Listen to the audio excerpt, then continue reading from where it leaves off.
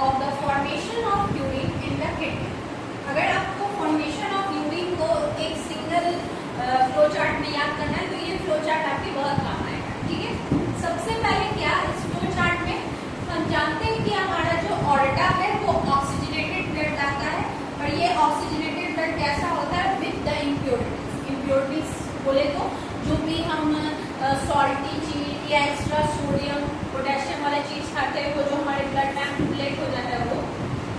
अब ये oxygenated blood कहाँ जाता है, रीनल आर्टरी में।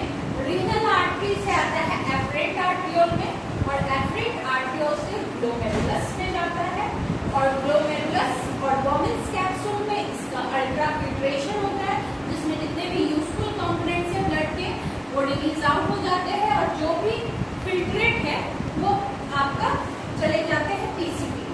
तो जितना भी प्योर ब्लड है वो फिर से कहाँ चला जाता है, इफरेंट आर्ट्रियोल में, इफरेंट आर्ट्रियोल से रीनल वेन में, रीनल वेन से वेना कावा, और वेना कावा से बॉडी पार्ट्स।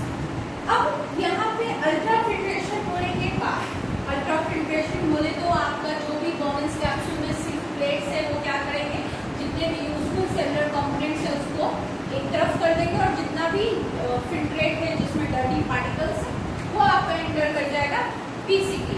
पीसीटीज में क्या होता है, ट्यूबुलर रीएब्जॉर्प्शन। ट्यूबुलर रीएब्जॉर्प्शन मतलब आपके ब्लड में आपके जो फिल्ट्रेट अभी फॉर्मेशन हुआ पीसीटी के अंदर, वो फिल्ट्रेट में क्या है, बहुत सारे यूजफुल कंपोनेंट्स आते हैं ब्लड के।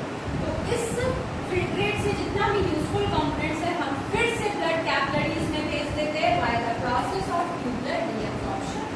For example amino acid, glucose, proteins, bicarbonates, chloride ions, ये सब। अब डिसेंडिंग लूप ऑफ एलए में क्या होता है, आपका रीएब्जॉर्प्शन ऑफ वाटर होता है। Reabsorption of